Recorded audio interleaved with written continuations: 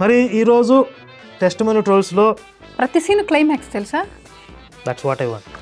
కోతి బట్టి తెచ్చి కొత్త పొటము గట్టి కొండ్ల ముచ్చులెల్ల గొలిచినట్లు. మీ ఫోన్స్ ఆన్ చేయండి. ఒకవేళ వైఫై లేకపోయినట్లయితే కల్వరీ మెయిన్ హాల్ అని చెప్పి మీకు వైఫై కనిపిస్తుంది. 15 minutes ఆన్లో ఉంటుంది. మీరు మీ కానుక చెల్లించడానికి. ఏంటి 15 minutes ఏనా? ఆ 15 minutes మీరు వాళ్ళకి అమౌంట్ ట్రాన్స్ఫర్ చేయడానికే వాడాలి. మా కోసము బాత్రూమ్స్ కూడా కడిగి నీట్గా పెట్టారండి. అంటే వీళ్ళు రోజు బాత్రూమ్ యూజ్ చేసుకుంటుంటే ఆయన వచ్చి బాత్రూమ్ కడిగేవాడా? అంతే. నాకెంత అసలు నేను దేనికి పనికిరాని దానండి. వ్యభిచారిని అమ్మా అని పిలిచిన యేసువా అని పడిద్దేమో. బాత్రూమ్ వెళ్తే యూరిన్ రావట్లేదు, మోషన్ రావట్లేదు. ఏంట్రా బాబుజీ మనకి దరిద్రమా? సాక్ష్యాల్లో ఉండేది దరిద్రం కదండి. స్కాన్ చేస్తుంటే ఆమెకు చెమటలు వచ్చేస్తున్నాయి. ఆమె చేయి మొత్తం ఇట్లా షేక్ అయిపోతుంది. జస్ట్ ఇట్లానే చేసింది కొంచెమే. నాకు దాన్ని టెన్షన్ బిల్డ్ చేయాలి. వాళ్ళకి కింద కూర్చుని ఏడుస్తూ ఉండాలి. గుండెలు బాదుకుంటూ డైలాగులు చెప్పాలి, పొట్ట కొట్టుకుంటూ బాధపడాలి. ఇవన్నీ వాళ్ళకి కావాలయ్యా. They want it. I know the public pulse. వెంటనే నన్ను నిమ్స్ హాస్పిటల్కి తీసుకెళ్లారండి. సూర్యాపేటలో వసుంధర హాస్పిటల్ పరువు తీసిందే, హైదరాబాద్లో ఉస్మానియా హాస్పిటల్కి ఎసరు పెట్టిందే, ఇప్పుడు ఎక్కడికి వెళ్తుందో నిమ్స్కి వెళ్ళింది. ఒక డాక్టర్ వచ్చేసి అక్కడ కూడా మా మమ్మీ దగ్గర ఏమన్నాడంటే, అమ్మా మీరు వెళ్ళిపోండి అమ్మా, ఎందుకు ఏడుస్తున్నారు? ఏమో అందరికి ఒకే డైలాగ్ పెట్టారు ఏంటి? డైలాగ్ మార్చండి అసలు. కన్నయ్య గారు ఫ్రస్ట్రేట్ అవుతున్నారు. ఈసారి ఎవరైనా సాక్ష్యాలు చెప్పేటప్పుడు కొత్తగా ట్రై చేయండి అయ్యా. ఇప్పుడు రాసుకునేటప్పుడు నాకు ఫోన్ చేయండి, ఆయన ఇస్తారు సలహాలు, చిట్కాలు ఇస్తాను. అమ్మా ఈ అమ్మాయికి ఆపరేషన్ చేస్తాను. ఇప్పుడు పేగులకి అన్ని బొక్కలు పడిపోతే ఆపరేషన్ చేసి ఏం చేస్తాను నాకు అర్థం కాదు. ప్లాస్టింగ్ చేస్తారా ఇది పేగులకి? చేశారు. ఇది ప్లాస్టింగా? డాక్టర్ చేయి పెట్టి ఆ పేగులు మొత్తం తీసాడండి. ఆ పేగులు తీస్తే కుళ్ళిపోయిన వాసన పేగుల్లో నుంచి వస్తుంది. డాక్టర్లే వామిటింగ్ చేసుకుంటున్నారు. నల్లగా అయిపోయినాయి పేగులు. నేను చూస్తున్నాను పడుకొని. చూస్తాను పనికిరాదు అసలు. వాళ్ళ మెడలో పెద్ద క్రాస్ ఉందండి. వాళ్ళు ఎందుకు సిలివేసుకున్నారండి? వేసుకోండి సిలివేస్. అదిరిపోయింది అసలు సీన్.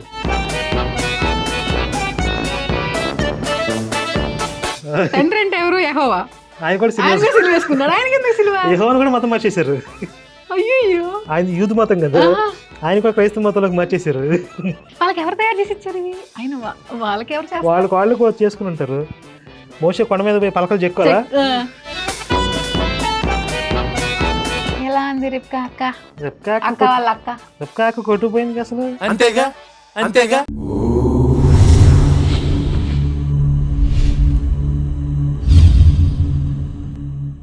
కోతి బట్టి తెచ్చి కొత్త పొటము గట్టి కొండ్ల ముచ్చులెల్ల గొలిచినట్లు నీతిహీనునొద్ద నిర్భాగ్యులందరూ విశ్వదాభిరామ వినురవేమ.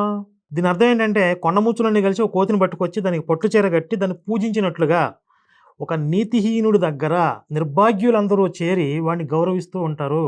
ఇది ఎవరికి అప్లై అవుతుంది అనేది మీరు చూసుకోవచ్చు. ఎందుకు పనికిరాని అనాకాని పోరంబోకు ఎదవాళ్ళందరూ ఈరోజు పాస్టర్లు అయిపోతే, ఈ పాస్టర్ల చుట్టూ ఈ నిర్భాగ్యులందరూ చేరి మా అయ్యగారు అది, మా అయ్యగారు ఇది అని చెప్పి వాళ్ళు మొక్కుతూ ఉంటారు. దీనికి ఒక బెస్ట్ ఎగ్జాంపుల్ మన కార్పొరేట్ బిచ్చగాడు కొలవెర్రి సతీష్. ఇప్పుడే ఒక వీడియో చూసి చూడండి. కృతజ్ఞత కలిగిన వారు మీ చేతుల్లో కృతజ్ఞత కానుక. దేవుడు ఈ వారంలో మీకు జీతాలు ఇచ్చాడా? దేవుడు ఇచ్చాడంట. అంటే కంపెనీలు ఇవ్వట్లా జీతాలు వాళ్ళకి. జీతం వచ్చిన వెంటనే దశమ భాగాన్ని కవర్లో పెట్టి దేవునికి ఇవ్వడం అది ఆశీర్వాదం. కాబట్టి మీ చేతుల్లోనికి మీరు తీసుకొచ్చినటువంటి కానుక దశమ భాగం మీ చేతిలో తీసుకొని పైకెత్తి పట్టుకుంటారా? పైకెత్తి పట్టుకోండి అందరూ. ప్రతి ఒక్కరు ప్రతి హస్తంతో ఇవ్వాలనుకుంటున్న కానుక ఇచ్చే ప్రయత్నం చేయండి. పరిశుద్ధుడా, నీ బిడ్డలు ఇస్తున్న కానుకను స్వీకరించండి. అదేంటి, వీళ్ళ దేవుడే ఇచ్చాడని చెప్పాడు కదా, ఇప్పుడు మళ్ళీ ఆయన తీసుకుంటున్నాడా ఇచ్చి? అంటే వీడికి ఇస్తున్నట్లు కాదనమాట, పరిశుద్ధుడా నీకు ఇస్తున్నారు అని చెప్పి వాళ్ళని హిప్నటైజ్ చేయడం. అత్యధికంగా దీవించండి. రైట్ ఫ్రెండ్స్, వెనక స్క్రీన్ లో క్యూఆర్ కోడ్ ఉంది. ఒకవేళ ఫోన్ పే ద్వారా, గూగుల్ పే ద్వారా మీరు కానుక ఇవ్వాలని ఆశపడుతున్నట్లయితే ఇవ్వచ్చు. వాళ్ళేం ఆశపడట్లా, వాళ్ళని నువ్వు బెదిరిస్తున్నావు, ఇచ్చిన వాళ్ళకి ఆశీర్వాదం వచ్చింది, లేకపోతే వాళ్ళకి శాపం వచ్చిందని. మీ ఫోన్స్ ఆన్ చేయండి. ఒకవేళ వైఫై లేకపోయినట్లయితే కల్వరీ మెయిన్ హాల్ అని చెప్పి మీకు వైఫై కనిపిస్తుంది. 15 minutes ఆన్లో ఉంటుంది. మీరు మీ కానుక చెల్లించడానికి. ఏంటి 15 minutes ఏనా? 15 minutes ఫ్రీ వచ్చి తర్వాత కట్ కట్ అయిపోతుంది. చేసేస్తారు. ఓహో, ఈ గ్యాప్ లో వాళ్ళు ఫోన్ పే చేసే గ్యాప్ లో నెట్ రాలేదని చెప్పి ఆగిపోతారు కదా, అవును. అందుకని ఫుల్ స్పీడ్ నెట్ పెట్టేస్తాడేమో 15 minutes. ఆ 15 minutes మీరు వాళ్ళకి అమౌంట్ ట్రాన్స్ఫర్ చేయడానికే వాడాలి. దశమ భాగాన్ని ఇవ్వాలనుకున్న వాళ్ళు కవర్ అడగండి, కవర్ తీసుకోండి. ఆ కవర్లో మీ దశమ భాగం పెట్టండి. ఒకవేళ ఇంకా జీతాలు రాలేదనుకుంటున్నట్లయితే వెళ్తూ వెళ్తూ ఈ కవర్ పట్టుకెళ్ళండి. వస్తూ వస్తూ దశమ భాగాన్ని కవర్లో పెట్టి తీసుకొచ్చి అసలు ఏ యాంగిల్లో కూడా వదిలిపెట్టడం అనమాట. అది ఇలాంటి నీతిహీనుల దగ్గర ఈ నిర్భాగ్యులు అందరూ చేరి అయ్యగారు అయ్యగారు అని చెప్పి మొక్కుతూ ఉంటారు. సరే, మనం ఈరోజు మరి టెస్ట్ మనీ ట్రోల్స్ ఇది ప్రోగ్రామ్, ఇది టెస్ట్ మనీ ట్రోల్స్ ని కౌంటర్ చేస్తారు. మరి ఈరోజు టెస్ట్ మనీ ట్రోల్స్లో ఒక విశేషం ఏంటంటే, ఈవిడ బురకా వేసుకుని వచ్చిందా? బుర్కా వేసుకొని రాలేదు ఆవిడ, బ్లాక్ డ్రెస్ వేసుకుంది. ఆవిడ ముస్లిం వర్గానికి చెందినటువంటి మహిళ అని చెప్పారు. శ్రీలక్ష్మి గారు ఆ వీడియో చూశారు, నేను ఇంకా చూడలేదు, చూడాలి. ఏది 1:30 ఉందా? 1:49 ఉంది. 2 గంటలు ఉంది సుమారు. ప్రతి సీన్ క్లైమాక్స్ తెలుసా? That's what I want. ఆవిడ టెస్ట్ మనీయే 2 గంటలు ఉందంటే ఇప్పుడు మనం ఎన్ని భాగాలు చేయాలి దీని ట్రోల్స్ అసలు? పైగా ప్రతి సీను క్లైమాక్స్ అంట. మరి ఏది వదిలిపెడతాం? ఏది వదిలిపెట్టలేం. కానీ ఎన్ని ఎపిసోడ్లు చూస్తారు కదా. హల్లెలూయా. హల్లెలూయా. ఓకే, మరి ప్రేమతో నన్ను ఇక్కడికి ఆహ్వానించిన దైవజనులకి దైవజనరాలకి ఎంతో వందనాలు. మరి నేను ఇక్కడికి రావడానికి ముందు నేను కాకినాడకు వచ్చాను, మరి గుంటూరులో కూడా నేను అక్కడ చెప్పానన్నమాట. సాక్ష్యాలు చెప్పుకొని తిరుగుతూ ఉంటారు కదా, అదే వాళ్ళకి వ్యాపారమేక. ఇప్పుడు ఈవిడ అంత రసవత్తరంగా చెప్తుంది కాబట్టి, అది పండిస్తోంది కాబట్టి, 2 గంటల సాక్ష్యం ఉంది కాబట్టి అంత డిమాండ్ ఉంది ఆవిడకి. మరి డిమాండ్ అంటే ఇప్పుడు బైబిల్లో చెప్పడానికి ఏమి ఉండదు కదా. ఈ పాస్టర్లు కూడా వీళ్ళని భయపెట్టి వాళ్ళని గ్రిప్లో పెట్టుకోవడం కొన్నిసార్లు వాళ్ళ చేత కాకపోవచ్చు. అప్పుడు ఏం చేస్తారంటే ఇలాంటి సాక్ష్యాల పేరుతో బయట నుంచి ఎవరినో తీసుకొచ్చి, కొత్త ఎలిమెంట్ కదా, గొర్రెలన్నీ కూడా ఏదో కొంచెం స్పెషల్ అట్రాక్షన్ అన్నట్లుగా చూస్తారు వాళ్ళని. వాళ్ళ సాక్ష్యంలో ఈ పాస్టర్కి ఏం కావాలో అది చెప్తారు. అవును. అసలు ఇంకొక హైలైట్ ఏంటంటేనండి, వీళ్ళు మధ్యలో ఏడుస్తూ ఉంటారు కదా, ఆల్రెడీ మొన్న చెప్పుంటారు ఇదే సాక్ష్యాన్ని, అప్పుడు ఏడ్చుంటారు. 1 సంవత్సరం నుంచి 2 సంవత్సరాల నుంచి ఏడుస్తానే ఉంటారు. మళ్ళీ ఇప్పుడు చెప్పి మళ్ళీ ఏడుపు ఎందుకు వస్తుందో నాకు అర్థం కాదు వీళ్ళకి. ఇప్పుడు స్టేజీ షోలు చేసే ఆర్టిస్టులు వాడు ఎన్నిసార్లు పెర్ఫార్మెన్స్ ఇచ్చినా ప్రతిసారి అదే రిపీట్ చేస్తాడు. అంటే ఆ ఏడుపు కానీ ఆ హాస్యం కానీ ఇది ఆల్రెడీ చాలా చోట్ల చేసేసాం కదా అని చెప్పి ఆ ఫీల్ ఉండదు ఆయనకి. ప్రతిసారి కొత్తసారి లాగానే చేస్తాడు ఆ స్టేజీ షో. వీళ్ళు ఆర్టిస్టులు కదా, యాక్టింగ్ కాబట్టి మరి జీవించాలి కదా. ప్రతి షో అలాగే చేస్తారు వాళ్ళు. అయినా మీకు అసలు వాళ్ళ కష్టం ఏం తెలుసు? ఇప్పుడు వాళ్ళు ఆ ఏడుపు ఎన్నిసార్లు తెచ్చుకొని రాకపోయినా నటించాలంటే గుడ్డు పెట్టే కోడికి తెలిసింది నొప్పి. అది కాక చెప్పింది యాజ్ ఇట్ ఈస్ గా ఇంకొక దగ్గర కొంచెం కూడా మిస్ అవ్వకుండా చెప్పడం కూడా చాలా కష్టం అండి. అదే మరి, అందుకే దొరుకుతూ ఉంటారు వీళ్ళు మనకి. నా టెస్ట్ మనీ వాళ్ళు యూట్యూబ్లో చూశారు. యూట్యూబ్లో చూసి మరి మాకు ఫోన్ చేశారు. ఫోన్ చేసినప్పుడు నేను లాస్ట్ మంత్లో వచ్చినప్పుడు కూడా వారం రోజులు ఉన్నాను. మరి ఇప్పుడు కూడా ఈ మంత్లో వచ్చింది నేను 2వ తారీఖు అండి. ఈరోజు ఎన్నో తారీఖు? 11వ తారీఖు. అంటే నేను వచ్చి ఎన్ని రోజులు? 10 రోజులండి. దేవునికి స్తోత్రము కలుగును గాక. హల్లెలూయా. అంటే 10 రోజుల నుంచి ఒకే చోట ఉందా? అక్కడే ఉందంట. మరి అక్కడే ఉండి సాక్ష్యాలు చెప్తుందా? చుట్టుపక్కల ఏరియాలన్నీ కవర్ చేసుకుంటుంది. ఇంటికి వెళ్ళట్లా? అట్లా ఉండదుగా. ఒక ట్రిప్ ఓళ్ళ మీద బయలుదేరారంటే మొత్తం 1 లక్ష 2 లక్షలు పోగేసుకొచ్చింది. వీళ్ళ బిజినెస్ బాగుందండి. మీరు కూడా మొదలు పెడతారండి. ఈ 10 రోజులు కూడా నేను మరి కాకినాడలో 4 days ఉన్నాను. మిగతా డేస్ అన్ని నేను పాస్టర్ వాళ్ళ ఇంట్లోనే ఉన్నానండి. వీళ్ళ కాల్ షీట్లు ఉంటాయి, మళ్ళీ డేట్స్ బుక్ చేసుకోవాలి. అవును, పలానా డేట్ ఖాళీగా ఉందో చూసుకుని అప్పుడు పెట్టుకోవాలి వాళ్ళు సభ అక్కడ టెస్ట్ మనీ. అందుకని ఒకళ్ళకి మించిన సాక్ష్యాలు ఇంకొకరు క్రియేట్ చేసుకుంటా ఉంటారు. పిలవాలి కదా. ఇప్పుడు ఆర్టిస్ట్ పర్ఫార్మెన్స్ ని బట్టే కదా అవకాశాలు వస్తాయి. రెప్కా అక్క బాగా ఫేమస్ అయింది ఆ మధ్య. రెప్కా అక్క కాల్ షీట్ ఎక్కువ ఉంటుంది ఆవిడకి. అంటే ఇప్పుడు సినిమాల్లో ఆర్టిస్టులు మాదిరే కదా, క్రేజ్ ఎక్కువ ఉన్న వాళ్ళకి డిమాండ్ ఎక్కువ ఉంటుంది. అందుకని వీళ్ళు క్రేజ్ తెచ్చుకునే ఏం చేస్తారు, రకరకాల సినిమాటిక్ డ్రామాలన్నీ అందులో యాడ్ చేసుకుంటా ఉంటారు. రెప్కా అక్కకి అక్క అండి ఈవిడ. అక్కకే అక్క అసలు అయితే ఖచ్చితంగా ఒక తీయాల్సిందే. మమ్మల్ని ఎంత ప్రేమతో చూసుకున్నారో ఆ ప్రేమను నేను వర్ణించలేను. యేసయ్య ప్రేమ తర్వాత నేను చూసిన ప్రేమ. మళ్ళీ అప్పుడు ఏడుపు మొదలు పెట్టేసింది. నేను దేవుని నమ్ముకున్న అమ్మ కోసం పరితపించాను, అన్నదమ్ముల కోసం ఏడ్చాను. కానీ ఆ ప్రేమను మళ్ళీ నేను రిసీవ్ చేసుకుంటున్నాను. ఆ ప్రేమను నేను మళ్ళీ పొందుకున్నానండి. అది కేవలం అన్నిసార్లు చెప్పమాక సిరగ్గా ఉంది. నాకెంత అసలు నేను దేనికి పనికిరాని దానండి. దేనికి పనికిరాని ఈవిడ సాక్ష్యాలు చెప్పడానికి పనికొస్తోంది. అంటే ఇప్పుడు ఈ ఫ్లోలో ఈవిడ బేబిచారిని అమ్మ అని పిలిచిన యేసువా అని పడిద్దేమో. బాగా మీరు కూడా రాయొచ్చండి. ఏ పాటలు బాగా రాయొచ్చు మీరు. దైవజనులు ఎలాంటి వాళ్ళు తెలుసా? గొప్ప అభిషేక్తులు. మాకెంత పరిచర్య చేశారంటే చెప్తే సరిపోదు. ఈవెన్ మాకు ఈవిడికి పాస్టర్ పరిచయం చేశాడా? నాకు అర్థం కాలేదండి అసలు అదేంటో పరిచర్య చేయటం ఏంటి. మా కోసము బాత్రూమ్స్ కూడా కడిగి నీట్గా పెట్టారండి. మా కోసం వంట చేసి పెట్టారు.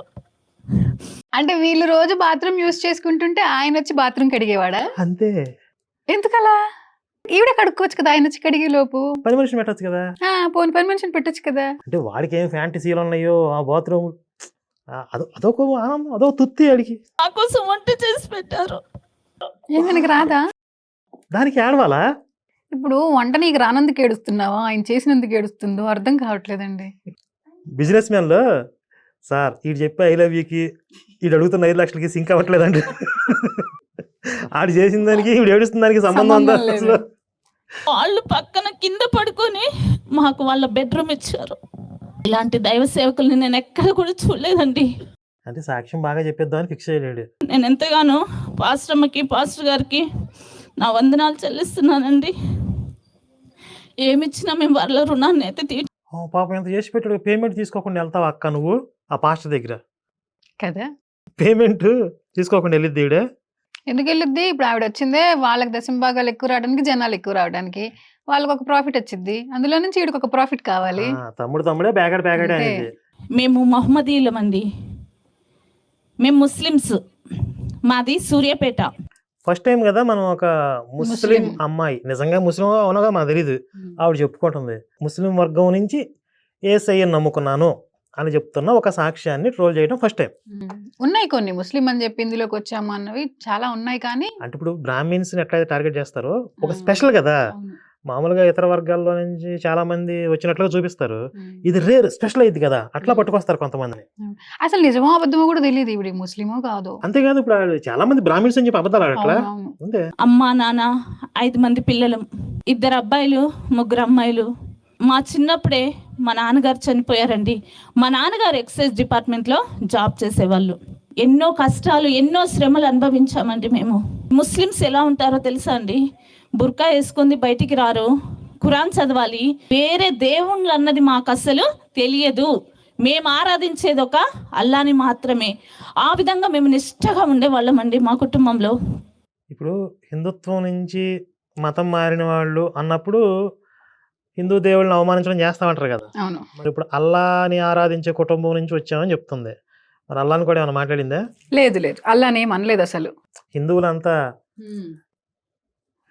ప్రేమికులు కాదు కదా, వాళ్ళు సినిమా చూపిస్తారు కదా. మా నాన్నగారు చనిపోయాక మాకు అనేకమైన ఇబ్బందులు వచ్చాయండి. ఒక్కొక్కరు ఒక్కొక్క పని చేసేవాళ్ళండి. మా బ్రదర్స్ కూడా పని చేసేవాళ్ళు. మా అక్క బట్టలు కుట్టేది, నేను హెమ్మింగ్లు చేసేదాన్ని. 2005వ సంవత్సరంలో అండి, నేను చిన్నగా ఉన్నాను, 13-14 సంవత్సరాలు ఉన్నప్పుడు నాకు ఎక్కువ గొంతులో నొప్పి వచ్చేదండి. గొంతులో నొప్పి వస్తే పాస్టర్ వెనకాల బాటిల్ అన్నాడు. వాటర్ బాటిల్ అండి బాబు, అయి ఉండొచ్చు. అంతేనా? ఆ, అంటే అటు సైగం మొత్తం. మా మమ్మీ వాళ్ళకి పక్కింటి వాళ్ళు చెప్పేవాళ్ళు, అమ్మ ఒక్కసారైనా హాస్పిటల్లో చూపించమ్మా మీ అమ్మాయికి ఈ విధంగా అయిపోయిందంటే. ఎందుకు మా మమ్మీ చూపించలేదంటే మా దగ్గర డబ్బులు ఉండేవి కాదండి. వామిటింగ్స్ అయిపోయేది. నేను ఏదే భోజనం చేసినా కూడా మళ్ళీ వామిటింగ్స్ అవుతుంటే అప్పుడు మా మమ్మీ హాస్పిటల్ తీసుకెళ్ళిందండి. వాళ్ళు ఏం చెప్పారంటే ఆ గొంతుకు సంబంధించిన ప్రాబ్లం ఏంటంటే థైరాయిడ్ ప్రాబ్లం అండి. 2005 నుంచి 2006 వరకు ఆ హై డోస్ ఎక్కువ పవర్ ఉన్న ట్యాబ్లెట్స్ నేను వాడుతూనే ఉన్నా.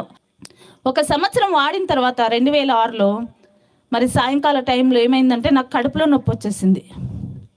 మమ్మీ నాకు కడుపులో నొప్పి వస్తుందంటే మళ్ళీ మా మమ్మీ కడుపు నొప్పికి టాబ్లెట్స్ తీసుకొచ్చింది, వేసుకున్నాను. అందరూ పడుకున్నారండి, 10 అవుతుంది, అయినా నాకు ఇంత కూడా నొప్పి తగ్గలేదు.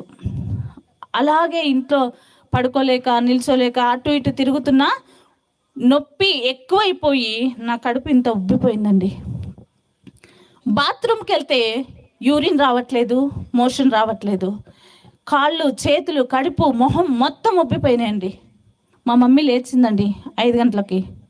అప్పుడు లేచి నన్ను చూసి భయపడిపోయి, ఏంటమ్మా ఇట్లా ఏంటంటే, ఏమో మమ్మీ తెలియట్లేదు, నాకు నొప్పి మాత్రం తగ్గట్లేదు, బాత్రూమ్ వెళ్తే యూరిన్ రావట్లేదు, మోషన్ రావట్లేదు. ఛీ, ఛీ, ఏంట్రా బాబుజీ మనకి దరిద్రమా? సాక్ష్యాల్లో ఉండేది దరిద్రం కదండి. ఆయాసం వచ్చేస్తుంది అంటే మరి 6-7 గంటల ప్రాంతంలో మళ్ళీ నన్ను హాస్పిటల్ తీసుకెళ్లారండి. సూర్యాపేటలో వసుంధర హాస్పిటల్కి నన్ను తీసుకెళ్ళి ఇట్లా కడుపులో నొప్పి వస్తుందని చెప్తే వాళ్ళు నన్ను అక్కడ అడ్మిట్ చేసుకొని కడుపు నొప్పికి సంబంధించిన ట్రీట్మెంట్ చేస్తున్నారు. వాళ్ళు ఎంత ట్రీట్మెంట్ చేసినా, ఎన్ని యాంటీబయాటిక్ ఇంజెక్షన్స్ వేసినా, ఎన్ని సిలైన్ బాటిల్స్ ఎక్కించినా కూడా నాకు నొప్పి తగ్గట్లేదండి. కడుపు నొప్పికి యాంటీబయాటిక్స్ వాడతారండి? నేను మెడిసిన్ చదవలేదండి, నాకు తెలియదండి. మీకు ఎవరికైనా తెలిస్తే చెప్పండి అయ్యా. ట్యాబ్లెట్స్ ఇస్తున్నారు, అయినా నాకు నొప్పి తగ్గట్లేదు. 1 రోజున్నా, 2 రోజులున్నా, 3 రోజులున్నా నొప్పి 1% కూడా.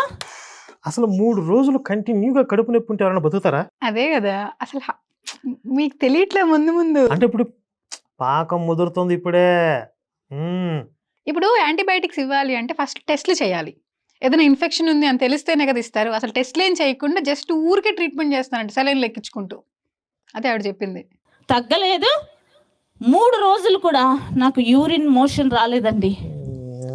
ఇంకా స్టమక్ ఉబ్బిపోతుంది. నాకు గ్లూకోజ్ ఎక్కిస్తున్నారు కదా, వాటర్. అసలు అంత వాటర్ లోపలికి ఎక్కిస్తుంటే యూరిన్ రాకపోతే సచ్చిది. ఏం చెప్తుంది ఇది? అవును, చచ్చిపోయేది బతికేనని చెప్తుంది. అలా అదే చెప్తుంది ఆవిడ. 3 రోజులకి మా మమ్మీకి చెప్పిన, నాకు పడుకోవడానికి కూడా ఇంకా రావట్లేదండి, ఈ బ్యాక్ సైడ్ బోన్స్ లాగేస్తున్నాయి అన్నమాట, పడుకొని. మమ్మీ నా వల్ల కాదు మమ్మీ, నేను పడుకోలేను, నాకు పెయిన్ బాగా వస్తుంది విపరీతంగా, మరి ఈ ఆయాసం వస్తుంది, నేను భరించలేను మమ్మీ, నేను చచ్చిపోతానన్నా. మా మమ్మీ వెంటనే డాక్టర్స్ దగ్గరికి వెళ్ళింది. అమ్మ చూడండి అమ్మ, నా పాపకి ఏమైంది, నా పాప ఇట్లా చెప్తుంది, బాత్రూమ్ రావట్లేదు, యూరిన్ రావట్లేదు, పెయిన్ నొప్పి కూడా తగ్గట్లేదు అని చెప్తే డాక్టర్స్ ఏంటి అసలు ఈ 3 రోజులు మా ట్రీట్మెంట్ అంతా మేము చేసాం, అసలు ఏం జరుగుతుందని చెప్పి ఎనిమా ఎక్కిచ్చారండి. ఎనిమా ఎక్కిస్తే స్టమక్ అంతా క్లీన్ అయ్యి బయటకు వచ్చేస్తుంది కదా. ఎనిమా ఇస్తే ఆ ఎక్కిచ్చిన సబ్బు నీళ్ళు ముక్కులో నుంచి నోట్లో నుంచి బయటకు వచ్చేసాయండి. అయితే వెంటనే నన్ను ఏం చేశారంటే డాక్టర్ భయంతో స్కానింగ్ రూమ్లోకి తీసుకెళ్ళింది. అసలు ముందు చేయాల్సిన స్కానింగ్ కదా, కాదు అసలు ముందు స్కానింగ్ చేయకుండా ఏదేదో ఇస్తున్నారా? అదే చేస్తుంటారు. అసలు మోషన్ అవ్వట్లేదంటే జనరల్ గా మోషన్ అవ్వడానికి కదా ఒక టాబ్లెట్ ఇస్తే మోషన్స్ అవుతాయి కదా. అసలు యూరిన్ కూడా రావట్లేదు, 3 రోజుల పాటు యూరిన్ రాలేదంటే వాళ్ళు ఏమీ చేయకుండా ఈవిడ చెప్పిన దాకా ఉండి అప్పుడు స్కాన్ చేస్తారా? అంటే కొంచెం డ్రమటిక్గా బిల్డ్ చేయడానికి ఆ సాక్ష్యాన్ని కొంచెం రసవత్తరంగా మార్చడానికి. ఏముంది, చిన్న కడుపుల నొప్పి వచ్చింది, హాస్పిటల్కి వెళ్ళాం, టాబ్లెట్స్ ఇచ్చారు, తగ్గిపోయింది, పెద్ద మ్యాటర్ ఏముంది. దాన్ని టెన్షన్ బిల్డ్ చేయాలి, వాళ్ళకి కింద కూర్చున్న వాళ్ళు ఏడుస్తూ ఉండాలి. ఎందుకు వాళ్ళతో పాటు ఈవిడ ఏడ్చిద్ది ఫస్ట్. అంటే ఈవిడ ఏడుస్తూ వాళ్ళని ఏడిపించింది అనమాట. బ్రహ్మానందం చెప్తాడు కదా, గుండెలు బాదుకుంటూ ఏడవాలి, బొట్ట కొట్టకుండా బాధపడాలి, I know the public pulse అంటాడు. గొర్రెల పల్స్ తెలిసి వాళ్ళకే. స్కాన్ చేస్తుంటే ఆమెకు చెమటలు వచ్చేస్తున్నాయి, ఆమె చేయి మొత్తం ఇట్లా షేక్ అయిపోతుంది. జస్ట్ ఇట్లనే చేసింది, కొంచెమే నాకు చేసి బయటికి తీసుకొచ్చి బయట స్టెప్స్ మీద నన్ను కూర్చోబెట్టి మా మమ్మీని పిలిచి, అమ్మా మీ అమ్మాయిని నేను డిశ్చార్జ్ చేస్తున్నా అని చెప్పి వెంటనే డిశ్చార్జ్ అని రాసేసిందండి. రాసేసి ఏం చెప్పిందో తెలుసా, మీ అమ్మాయి కేసు సీరియస్ అయింది, హైదరాబాద్ తీసుకెళ్ళండి అన్నది. అసలు లోపల స్కాన్ చేసింది ఏం జరిగిందో కూడా ఆమె మాకు చెప్పలేదండి. అసలు డాక్టర్లు ఎవరైనా వాళ్ళు కాపీ కొట్టి పాస్ అయిన డాక్టర్లు అయినా కూడా ఇంత వరస్ట్ ట్రీట్మెంట్ ఎక్కడా చేయరు. వసుంధర హాస్పిటల్ అని చెప్పిందండి సూర్యాపేట. ఆ హాస్పిటల్ పరువు, మరి ఆ హాస్పిటల్ నిజంగా ఉందో లేదా అక్కడ ఏమో చెప్పింది, కొంచెం ఫేమస్ గానే చెప్పింది వసుంధర హాస్పిటల్ అని. మరి ఇప్పుడు జనరల్గా చిన్నప్పుడు మనకు కూడా ఏదన్నా హెల్త్ ప్రాబ్లం అయితే ఏదో హాస్పిటల్కి తీసుకుపోయారు అంటాం, పనిగట్టుకుని హాస్పిటల్ పేరు చెప్పాం. అవును, ఈ సాక్ష్యాలలోనే పలానా డేట్ జూన్ 5th అండి అని చెప్తారు. ఎందుకంటే చాలా యాక్యురేట్గా చెప్తుంది, అబ్బో కరెక్ట్గా చెప్తుంది అని ఒక ఇంప్రెషన్ క్రియేట్ చేయటం.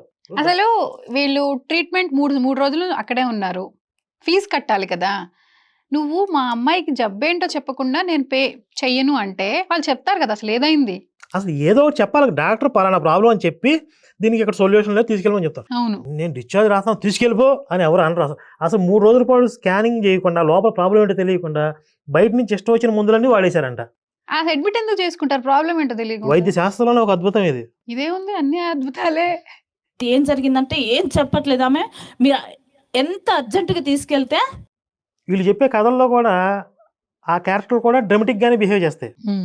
డాక్టర్లు డాక్టర్లు కానీ ఎవరైనా ఆ పేషెంట్లు లేకపోతే డాక్టర్లు వాళ్ళందరూ కూడా చాలా డ్రమటిక్ గా మాట్లాడుతూ ఉంటారు, బిహేవ్ చేస్తూ ఉంటారు. నేనేం చెప్పను, తీసుకెళ్ళిపో, అర్జెంట్గా తీసుకెళ్ళిపో అంటూ ఉంటారంట. వాళ్ళ అమ్మాయిలు వాళ్ళు ఏం అడగరు, ఇంకా వాళ్ళు కూడా వీళ్ళతో పాటు వాళ్ళు ఈమె చెప్తుంది అదే చేస్తూ ఉంటారు. వెంటనే మా మమ్మీ మా బ్రదర్కి ఫోన్ చేసింది, అర్జెంటుగా హాస్పిటల్ దగ్గరికి రా, సీరియస్గా ఉందని చెప్తే మా బ్రదరు మరి అప్పటికి ఎక్సైజ్ డిపార్ట్మెంట్లో జాబ్ చేస్తున్నారు. మా నాన్నగారు చనిపోతే మా బ్రదర్కి ఆ జాబ్ ఇచ్చారనమాట. ఈవిడ స్టార్టింగ్ ఏం చెప్పిందండి, గొంతు నొప్పి వస్తే నన్ను ఫస్ట్ హాస్పిటల్లో తీసుకెళ్ళలేదు, ఎందుకంటే మా దగ్గర డబ్బులు లేవు అని. ఇంట్లో 5 ఉన్నారు, 5 పని చేస్తున్నారని చెప్పింది. ముస్లిమ్స్ ఎలా ఉంటారు, అన్ని పనులు చేస్తూ ఉంటారు. ప్లస్ వాళ్ళ అన్నయ్యకి జాబ్, వాళ్ళ నాన్న జాబ్ వచ్చింది.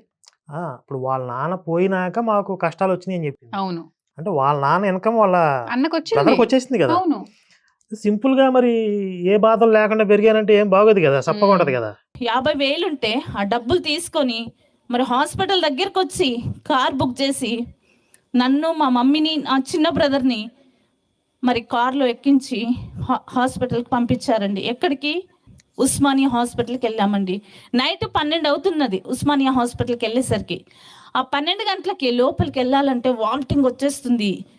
బ్యాడ్, అంత గలీజ్ చండాలంగా ఉందండి ఆ హాస్పిటల్ అయితే. ఆవిడ 12ంటికి హాస్పిటల్కి వెళ్ళిందని చెప్పింది కదండి, గుర్తుపెట్టుకోండి. ఇంకా డాక్టర్ వచ్చి అన్నాడు, ఏమైందమ్మా ఈ అమ్మాయికి అంటే, మాకు తెలియదు సార్, మేము 3 రోజులు ఇట్లా ఉన్నాము, ఏం జరిగిందో మాకు తెలియదు, డాక్టర్స్ మాకు చెప్పలేదన్నారు. ఇక వెంటనే డాక్టర్ వచ్చి ఏం చేశాడు, ఇక్కడ పట్టుకొని చూశాడండి, నా పల్స్ నాడి పట్టుకొని చూశాడు. చూసి ఏమన్నాడో తెలుసా, ఈ కేసుని మేము తీసుకోము. చూసారా, అందరూ ప్రతి క్యారెక్టర్ కూడా డ్రమటిక్ గానే ఉంటారు వాళ్ళు. అసలు వైద్య శాస్త్రంలోనే ఒక అద్భుతం ఇది. ఇప్పుడు రిపోర్ట్స్ ఉంటాయి కదా, హాస్పిటల్ రిపోర్ట్స్ ఏమైనాయి? అసలు హాస్పిటల్ రిపోర్ట్స్ పక్కన పెడితే చెయ్యి పట్టుకుని చూసి ఇది నా వల్ల కాదని డాక్టర్ ఎవరైనా ఉంటాడు అసలు? కనీసం మినిమం బ్లడ్ టెస్ట్ చేస్తారు కదా. తీసుకెళ్ళండి, అర్ధగంటలో చనిపోయే అమ్మాయిని మా దగ్గరికి తీసుకొచ్చారు, మేము చూడము అని చెప్పారండి. మీ బంధువులు ఉంటే చూపించుకోండి, తీసుకెళ్ళండి అని చెప్పారు. నాడి పట్టుకొని చూస్తే ఎంతసేపులో చనిపోతారో తెలుస్తుందండి. సాక్ష్యాలు తెలుసు. ఓకే, అంటే మీరు బయట ప్రాక్టికల్గా ఉండే ప్రపంచాన్ని టెస్ట్ మనీస్లో అప్లై చేయకూడదు. నాకు ఇంకొక డౌట్, 12 o'clock కదా వచ్చారు. జనరల్గా 12 o'clockకి పెద్ద డాక్టర్స్ ఎవరు ఉండరు హాస్పిటల్స్లో, అది కూడా ఉస్మానియా అంటే గవర్నమెంట్ హాస్పిటల్. మహా అయితే డ్యూటీ డాక్టర్స్ ఎవరు ఒక్కళ్ళు ఇద్దరు. అలాంటి డాక్టర్లు కూడా ఇలా నాడి పట్టుకొని చూసేసి మేము తీసుకోము అని ఉస్మానియా హాస్పిటల్లో అంటారా? స్క్రిప్టెడ్ వర్షన్ అది. మరి నాకు భయం వేసిందండి, నేను చనిపోతాను అని డాక్టరే చెప్పేశాడు. బెడ్ మీద ఉన్నదాన్ని కింద పడిపోయినాను, కింద పడిపోయి వామిటింగ్ చేసేసాను. ఏం వామిటింగ్ అంటే రక్తపు.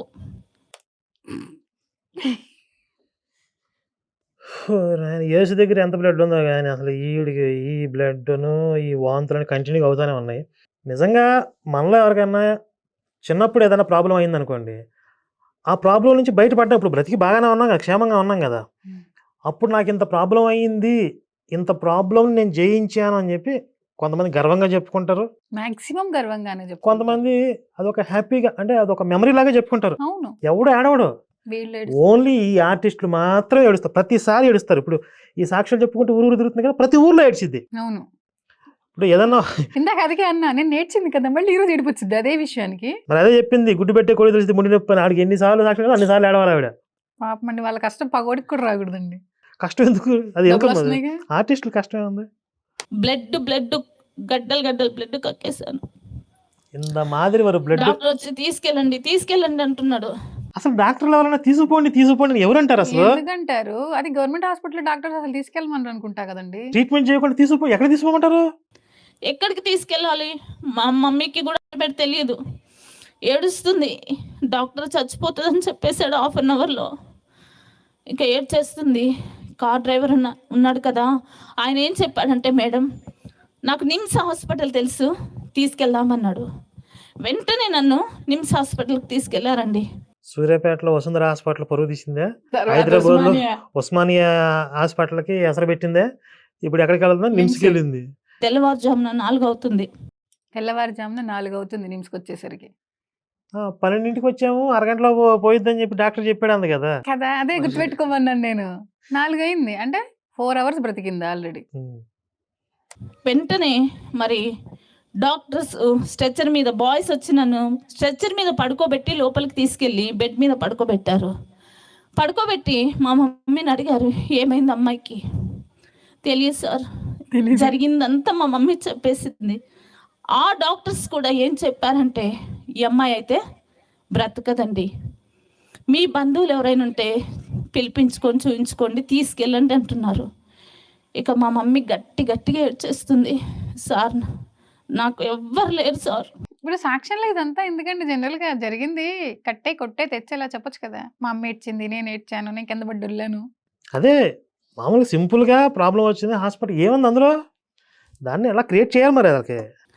డాక్టర్ ఏమంటున్నాడు, ఈ అమ్మాయికి మేము ఏం చేయలేమమ్మా, ఏం చేయాలన్నా ఈ అమ్మాయికి సమయం అయితే లేదు. అసలు ఏంటి ప్రాబ్లం అనేది ఎంతవరకు ఎవరు చెప్పలా. తీసుకెళ్ళిపోండి, బతకదో తీసుకెళ్ళిపోండి, ఇక్కడొద్దు, అరగంటల పోద్దు అంటున్నారు తప్ప డిశ్చార్జ్ చేస్తాం అని ఆవిడ. అసలు ప్రాబ్లం ఏంటి అంటే ఫలానా ప్రాబ్లం అని చెప్తే ఇప్పుడు దాని మీద గూగుల్ చేసేసి అసలు ఆ ప్రాబ్లం ఇలా వస్తుందా, దాని సిమ్టమ్స్ ఎలా ఉంటాయి అని చెప్పేస్తారు కదా. అంటే ఫలానా ప్రాబ్లం అని డిక్లేర్ చేయట్లా. వైద్య శాస్త్రంలో ఒక అద్భుతం ఇది. అంతే. మా మమ్మీ బాగా ఏడ్చేస్తుంది. డాక్టర్ కాల్ పట్టుకొని, డాక్టర్ అన్నారు ఎంఆర్ఐ స్కాన్ చేసి అసలు ఈమెకి ఏమైందో చూస్తామని చెప్పారు. ఎంఆర్ఐ స్కాన్ సూర్యాపేటలో లేదా? కాదు, ఇప్పుడు అసలు ఎంఆర్ఐ స్కాన్ కూడా చేయకుండా ఏం బ్రతకదని ఎట్లా చెప్పారు డాక్టర్లు? ఓహో, ఇది కూడా పాయింటే సార్, కరెక్టే కదా. ఏ స్కాన్ చేయకుండానే బ్రతకదని ఎట్లా చెప్పారు? ఉస్మానియా హాస్పిటల్ బ్రతకదని చెప్పారు, సూర్యాపేటలో చెప్పింది. ఆవిడ స్కాన్ చేసిందిగా, పైపైన చేసింది స్కాన్, ఎంఆర్ఐ చేయలేదు. ఊరికి నీళ్ళ పైపైన చేసింది. ఓకే, అక్కడైతే కనపడింది, ఆవిడకి ఏదో కనపడింది అద్భుతం అందులో. ఎంఆర్ఐ స్కాన్ చేసి వెంటనే తీసుకొచ్చి నాకు ఆక్సిజన్ పెట్టేశారు. 2 కాళ్ళకి 2 చేతులకి గ్లూకోజ్ బాటిల్స్ అండి. అరగంటలో చనిపోయిద్దన్న అమ్మాయికి 4 గంటలు ఈడికి వచ్చింది. ఆ తర్వాత బతిమలాడుకున్నారు. ఆ తర్వాత ఎంఆర్ఐ స్కాన్, అదొక గంట పడుతుంది కదా, అదొక గంట అయిపోయింది. అంటే ఒక 5-6-7 గంటలు బ్రతికింది ఇప్పటికి. 2 కాళ్ళకి 2 చేతులకి గ్లూకోజ్ పెట్టారంట. ఒక్కసారి 4 బాటిల్స్ పెట్టేశారు, నోటికి ఆక్సిజన్ పెట్టేశారు. ఎంఆర్ఐ స్కాన్లో ఏమొచ్చిందో తెలుసా? అది చెప్పమ్మా ముందు. దానికోసం వెయిట్ చేస్తుంది. నా పేగులు మొత్తము రంధ్రాలు పడిపోయినాయి. రంధ్రాలు పడి, మన జల్లెడ ఉంటుంది చూడండి, బియ్యం ఇలా పట్టే జల్లెడ, ఆ జల్లెడకి ఎలా రంధ్రాలు ఉంటాయో నా పేగులకు అలా రంధ్రాలు వచ్చేసినాయి. 3 రోజులు నేను మా ఊర్లో హాస్పిటల్ ఉన్నా కదా, ఆ 3 రోజుల్లో నా శరీరం అంతా కుళ్ళిపోయింది, ఇన్ఫెక్షన్ అయిపోయింది. అది ఎవరికి తెలియలేదు, ఏ డాక్టర్కి ఆ విషయం తెలియలేదు. అంటే అంత పేగులు చిల్లులు పడిపోయి కుళ్ళిపోయి బాడీ పాడైపోయి బతికే ఉంది ఈవిడ. ఆవిడకి నొప్పి, నాకు నొప్పి ఉంది అని పెద్దగా చెప్పుకోవట్లా, నేను చనిపోతానని ఏడుస్తున్నాను అంటోంది. అంత అయితే చిన్న అల్సర్ వస్తేనే కడుపులో విపరీతమైన నొప్పి వస్తుంది. అంత హోల్స్ పడిపోయినా కూడా ఆవిడ నార్మల్గానే ఉంది. ఏదో చిన్న అల్సర్ అని చెప్పుంటారు ఆవిడకి, పేగు పోతా అంటారు, పేగు పూసిందని చెప్పుంటారు, కడుపు నొప్పి వచ్చి ఉంటది. ఆహా, ముందు చాలా ఉంది, పేగు పూసింది కాదు, పెద్ద ట్విస్టే ఉంటుంది అసలు. బయటికి రావాల్సిన మోషన్, యూరిన్ కడుపు లోపలికి వెళ్ళిపోయింది, ప్రతి భాగానికి ఇన్ఫెక్షన్ వచ్చేసింది. అంటే మొత్తం 1-2 లోపల మొత్తం అంటే పేగుల్లో నుంచి మొత్తం అంతా స్ప్రెడ్ అయిపోయినాయి, అయినా బతికే ఉంది. డాక్టర్ చెప్పేశారు, ఇక ఈ కేసుని మేము తీసుకోమమ్మా, ఈ అమ్మాయి చచ్చిపోతుంది, తీసుకెళ్ళండి అని చెప్పేశారండి. కాదండి, పేగులకి హోల్స్ పడింది, యూరిన్ సరే అదంతా బయటకు వచ్చేసింది, మరి మోషన్ ఎందుకు అవ్వట్లా? అసలు పేగులకి చిన్న బొక్క పడితేనే అప్పుడే ఫస్ట్ స్టార్టింగ్ లో ప్రాబ్లం అయ్యింది కదా, అప్పుడే కడుపు నొప్పి వచ్చింది కదా, వచ్చింది. మొత్తం సిల్లు పడిపోయేదా ఇవి తెలియదు అసలు.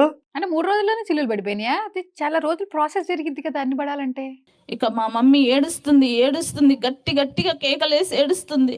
డాక్టర్స్ చెప్పేశారు ఇంకా చచ్చిపోతుంది, బ్రతకదు అని చెప్పి. మళ్ళీ వెళ్ళి ప్రతి ఒక్క డాక్టర్కి కాళ్ళు పట్టుకొని ఏడుస్తుంది, సార్ నా పాపను ఎట్లయినా బ్రతికించండి అని. డాక్టర్ అన్నారు, అమ్మ నువ్వు ఇంత ఏడ్చేస్తున్నావు, ఆపరేషన్ చేయమంటే చేస్తాము కానీ గ్యారంటీ మాత్రము ఇవ్వము. ఎప్పుడైనా చచ్చిపోతుంది అమ్మాయి, 1% కూడా మేము ఇవ్వము, బ్రతుకుతుందని చెప్పాడండి. అప్పుడు మా మమ్మీ పర్వాలేదు సార్ ఆపరేషన్ చేసేయండి అని చెప్తే డాక్టర్ ఏమన్నాడో తెలుసా, ఆపరేషన్ చేయాలంటే 3 లక్షలు డబ్బులు కట్టాలని చెప్పారండి. మా మమ్మీ నేను చేస్తాను సార్ 3 లక్షలు ఎట్లయినా, మా అమ్మాయిని తీసుకెళ్ళి ఆపరేషన్ చేయండి అని చెప్తుంది. డాక్టర్ ఏమంటున్నాడు, మీరు 1 లక్ష అయినా కడితే లోపలికి తీసుకెళ్తాము. మా మమ్మీ ఫోన్ తీసుకోనండి అందరికీ చుట్టాలు ఉంటారు కదా, మా అమ్మకి అక్క ఉంది కదా, వాళ్ళ అక్కకి 2 పిల్లలు ఉన్నారండి, పాప బాబు. వాళ్ళ పెళ్ళిళ్ళు అయ్యి వాళ్ళు పెద్ద పోస్టుల్లో ఉన్నారనమాట, మంచి జాబులు చేస్తున్నారు. మరి సిఐగా మా అక్క వాళ్ళ భర్త చేస్తున్నాడు, మా బావ. మా మమ్మీ వాళ్ళకి ఫోన్ చేసింది, మా అన్నయ్య సర్పంచ్గా చేస్తున్నాడు, వాళ్ళకి ఫోన్ చేసింది. ఏ ఒక్కరు కూడా మాకు సహాయం చేయలేదు. ప్రతి ఒక్కరికి ఫోన్ చేసి మా మమ్మీ ఏడ్చేస్తుంది, 1 రూపాయి కూడా మాకు సహాయం రాలేదండి. కష్టాల్లో, శ్రమల్లో, బాధల్లో ఎవ్వరు కూడా సహాయం చేయరు. అది నీ తోడబుట్టిన వాళ్ళు కావచ్చు, నీ బంధువులు కావచ్చు, నీ ఇరుగు పొరుగు వాళ్ళు కావచ్చు, నిన్ను కన్న తల్లిదండ్రులు కావచ్చు. నీకు బాధ వచ్చిందా, శ్రమ వచ్చిందా? ఇప్పుడు రక్త సంబంధికులు తల్లిదండ్రులు సహాయం చేయరండి ప్రాబ్లం వస్తే? ఎందుకు చేయరు? అంటే వీళ్ళు ఏం చేస్తారంటే, నీ కుటుంబ సభ్యులు కానీ, సొంత తల్లిదండ్రులు కానీ, తోడబుట్టిన వాళ్ళు కానీ, వీళ్ళెవరూ కూడా నీకు ఆప్తులు కాదు, వాళ్ళందరూ కూడా నీకు శత్రువులే. నువ్వు 1 పీస్ అయినా పట్టుకుని ఉండాలి, ఆయనే మనకు సహాయం చేస్తాడు. ఏం సహాయం చేస్తాడు అసలు? ఆయనకే దిక్కులేదు. ఒక హిప్నాటిజం అనమాట ఇది. అప్పుడు ఏదో మన షార్ట్ ఫిల్మ్ కూడా నేను ఒక లైన్ రాసే కదా, వీళ్ళు పాడే పాటలో ఎలా తయారు చేస్తారంటే, లోకమంతా నన్ను వీడినా యేసయ్య నన్ను వదలడు, తల్లిదండ్రులే తరిమేసిన. తల్లిదండ్రులు ఎందుకు తరిమేస్తారు అసలు? ఇప్పుడు ఈరోజు మానవత్వం లేకపోతే అసలు రక్త సంబంధం పక్కన పెట్టండి, ఎవరన్నా చిన్నపిల్లలు కొంచెం పేదవాళ్ళు ఆరోగ్య పరిస్థితి బాగాలేదంటే దూరం నుంచి ఆ వార్త చూసి డొనేషన్స్ పంపించేవాళ్ళు లేరా? మరి అసలు లోకంలో మానవత్వం చచ్చిపోయింది, అసలు రక్త సంబంధాలే లేవు. మీరు మొత్తం అంతా కూడా ఎవరిని నమ్మొద్దు, అందరినీ శత్రువులుగా చూడండి అని చెప్తుంది ఈవిడ. ఎందుకంటే ఆవిడ చెప్పిన లెక్క ప్రకారం వాళ్ళందరూ ముస్లిమ్స్ కదా, అంటే వాళ్ళ నుంచి విడిపోయి వీళ్ళు బయటకు వస్తున్నారు కదా ఇప్పుడు. కాబట్టి ముస్లిమ్స్లో నుంచి ఎవరైనా రావాలి అనుకుంటే మీ బంధువులని, మీ వాళ్ళని అందరినీ వదిలేసుకొని, మీ ఆచారాలని వదిలేసుకొని వచ్చేయండి అని చెప్పడం కోసం వీళ్ళు చెప్తున్న ఇది అనుకుంటున్నాను నేను. మరి అసలు తోడబుట్టిన వాళ్ళు తల్లిదండ్రులు పట్టించుకున్నప్పుడు మరి మీ అమ్మ ఎందుకు అంత ఏడుస్తుంది? ఈవిడే చెప్తుందిగా. అవును, ఆవిడకేంటి బాధ? మరి ఇలా బ్రదర్ డబ్బులు 50,000 పట్టుకొచ్చాడు కదా. నీకు సహాయం చేయరు, సాకులు చెప్పేస్తారు కానీ సహాయం మాత్రం చేయరు. నువ్వు చేస్తావా? మిగిలిన వాళ్ళు చేయరు, పోనీ నువ్వు చేస్తావా? మా మమ్మీని పిలిచాను, మమ్మీ నేను ఎట్లయినా చచ్చిపోతావు కదమ్మా, మళ్ళీ అందరినీ డబ్బులు అడుగు, అప్పులు ఎందుకు చేసుకుంటావు, నన్ను ఎక్కడైనా గవర్నమెంట్ హాస్పిటల్కి తీసుకెళ్ళి మమ్మీ అని చెప్పాను. మరి హైదరాబాద్లో గవర్నమెంట్ హాస్పిటల్స్ 2 ఫేమస్, ఒకటి ఉస్మానియా, 2 గాంధీ. మొత్తం అన్ని హాస్పిటల్ రౌండ్ వేసుకుంటుంది, దేన్ని వదలతలా. నిమ్స్ను కూడా వేసుకుంది కదా.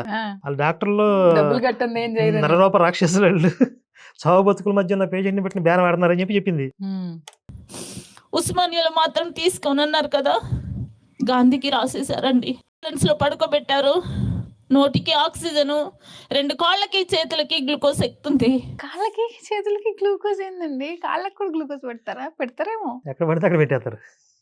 అంబులెన్స్లో మా మమ్మీ కూర్చొని నన్ను తీసుకెళ్లారండి. చాలా దూరం నుంచి గేట్స్ ఉంటాయండి లోపలికి, హాస్పిటల్ గురించి కూడా ఎక్స్ప్లెయిన్. మరి ఆ గేట్లో నుంచి నా అంబులెన్స్ లోపలికి వచ్చేసింది. ఆ 2006వ సంవత్సరంలో గాంధీ హాస్పిటల్లో అందరు డాక్టర్స్ స్ట్రైక్ చేస్తున్నారు, పేషెంట్ని చూడట్లేరు.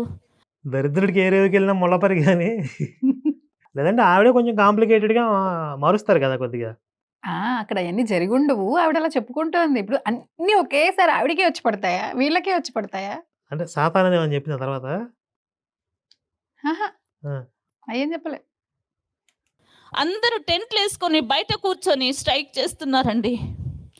మరి వచ్చేసి అక్కడ బాయ్స్ వచ్చేసి అన్నారు, అమ్మా ఇక్కడ పేషెంట్ని చూడట్లేము, తిరిగి తీసుకెళ్ళండి. అసలు అరగంటలోనే చచ్చిపోద్దని చెప్పారు కదా. అదే సూర్యాపేటలో నాకు అసలు ఆవిడ కాశీపేటలో పోయిద్దని చెప్పింది కదా. డేంజర్ ఉందని చెప్పింది. ఇక్కడికి వచ్చాక అరగంట అని చెప్పారు. ఇక మరి తిరుగుతానే ఉంది హాస్పిటల్స్ అన్ని బాగానే. వాళ్ళ అమ్మ పిలిచి మాట్లాడుతుంది. ఉస్మానియాలో తీసుకోలేదు, నిమ్స్లో డబ్బులు అడిగారు, మాకెక్కడి నుంచి సహాయం లేదు, మా అమ్మ దగ్గర డబ్బులు లేవు, గాంధీలో చూడమన్నారు. గాంధీని కూడా బూందీ చేసేసింది. ఇంకేం మిగిలిన హాస్పిటల్స్ హైదరాబాద్ లో? ఇమేజ్ హాస్పిటల్, పెద్ద పెద్ద హాస్పిటల్స్ ఉన్నాయి. ఇంక పెద్దవాటికి అవి కార్పొరేట్ హాస్పిటల్స్ గా. అవి చెప్పదు. మరి మేము ఎక్కడికి వెళ్ళాలి? మాకెవరు సహాయం చేస్తారు? నన్ను ఎవరు కాపాడుతారు?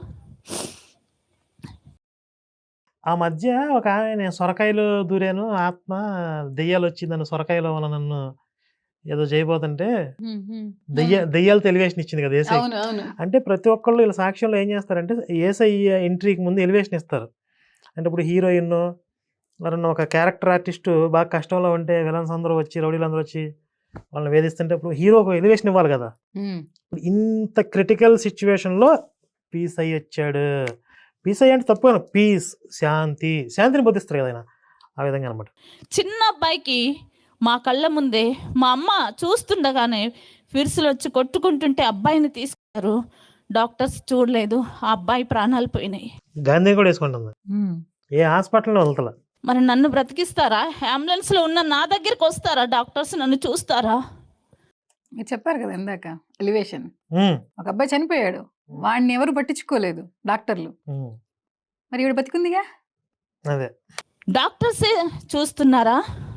మమ్మల్ని సృష్టించిన సృష్టికర్త కూడా చూస్తున్నాడు. దేవునికి మహిమ కలుగును గాక. హల్లెలూయా. వచ్చాడు. ఎంత మాదిరి వారి ఎలివేషన్ అసలు. మా మమ్మీ ఏ విధంగా ఏడుస్తుందంటే ఆది కాండము మరి 20 అధ్యాయంలో హాగరు ఏ విధంగా ఏడ్చిందో అండి. ఇస్మాయిల్ని తీసుకొని ఆ బేర్షెబ అరణ్యంలో మరి ఈ సీన్కి లింక్ చేసింది. అంటే ఆ బైబిల్లో ఉన్న సీన్కి లింక్ చేయడానికి అనుకూలంగా కథ రాసుకుంటారు వీళ్ళు. ఇప్పుడు హాగర్ అంటే వీళ్ళు కదా, వీళ్ళకి సంబంధించింది కదా. వీళ్ళ ఖురాన్ లో కూడా అబ్రహాము దాసి ఉంచుకున్న భార్య, ఆవిడికి పుట్టిన పిల్లలే ముస్లిమ్స్ అని చెప్పి ఒక వాళ్ళ వాదన. సో వాళ్ళ అమ్మకి ఏంటంటే అది కనెక్ట్ అయింది అనమాట. అది కనెక్ట్ చేసుకుంది, దాన్ని బైబిల్ కిను ఖురాన్కి కనెక్ట్ చేసేసింది. హాగర్ ఏడుస్తుంది కదా, మా మమ్మీ కూడా ఆ బేర్షెబ అరణ్యంలో ఏ విధంగా హాగర్ ఏడ్చిందో ఆ గాంధీ అనే అరణ్యంలో మా మమ్మీ. అసలు గాంధీ దారుణంగా వేసుకుందిగా. మిగిలిన హాస్పిటల్స్ అన్న కొంచెం అట్లా చూసినట్టుగా ఓ దెబ్బేసి వదిలేసింది. గాంధీలో ఉన్నది అరణ్యం, అసలు అది హాస్పిటల్ అరణ్యం, అక్కడ ఉన్న డాక్టర్లు అందరూ జంతువులు అని చెప్తుంది. వీళ్ళు పరువు నష్టం నిజమే వేయచ్చు. వేయాలి, అసలు వీళ్ళని అరెస్ట్ చేయించాలి.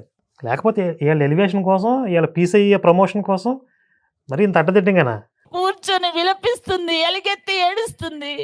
ఆ అంబులెన్స్ అనే ఎడారిలో నేను పడుకొని ఏడుస్తుంది. సినిమా డైలాగ్ మిస్ అవుతుంది. ఆ అంబులెన్స్ అనే ఎడారిలో పడుకొని ఏడుస్తున్నానండి. హాగర్ని చూసింది ఎవరండి? ఓసిని హాగర్ తగలయ్యా. మాకు అర్థమైంది, నీ కాన్సెప్ట్ మాకు అర్థమైంది. మరీ అంత ఇంజెక్ట్ చేయకు. హాగరు ఎడారి అసలు బైబిల్లో తీసుకెళ్ళిపోయింది మొత్తం వీళ్ళందరినీ. అవును. కానీ హాగర్ని చూసింది నా దేవుడు, సృష్టికర్త, నజరేయుడైన యేసు ప్రభు అండి. ఆయన సృష్టికర్త, ఆ దేవుడే హాగర్ని చూసిన దేవుడే. ఇప్పుడు పాత నిబంధనలో హాగరు కాలంలో చూసింది ఏసయ్యే అయితే, అబ్రహాం దగ్గరకు వచ్చి దూడ మాంసం తింటాడు, ఆయన కూడా ఏసయ్యే కదా. అట్లాగే మోషేతో చెప్పి ఆడవాళ్ళు నరికిస్తాడు, మొత్తం ఏసయ్యే.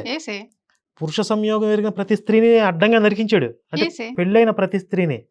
అలాగే చిన్న పిల్లల్లో ప్రతి మగవాడిని చంపించాడు. అయితే ఏసయ్య మొత్తం ఏని చెప్పించింది. ఆ తర్వాత వాళ్ళు ఎత్తుకొచ్చిన స్త్రీలలో ఆయన వాటా తీసుకుంటాడు. ఇవాడు ఏసయ్యే. అయ్యి బాబోయ్ అన్నాడు. సరే, ఇప్పుడు ముస్లిమ్స్ గా వీళ్ళ జాతి ఇలా స్టార్ట్ అయిపోయింది కదా, మరి వాళ్ళకి కూడా ఏసే అవ్వాలి కదా గాడ్. అంటే వాళ్ళు తెలుసుకోలేకపోయారని చెప్పిద్దాం. ఇప్పుడు సరే చెప్తే ఇప్పుడు కొడతారండి, చెప్పదు. చెప్పదా చెప్పదు. మా అమ్మని చూశాడు, నన్ను చూశాడు. దేవునికి మహిమ కలుగును గాక. హల్లెలూయా. కాదండి, అసలు నాకు ఇక్కడ ఇంకొక డౌట్ వచ్చింది. ఉం. అసలు వీళ్ళకి ఏసి తెలియదు కదా, ఉం. ఎంతో మంది ఆయన్ని ప్రార్థిస్తూ ఉంటారు కదా, వాళ్ళందరినీ వదిలేస్తాడు కదా, వాళ్ళకేం చేయకుండా.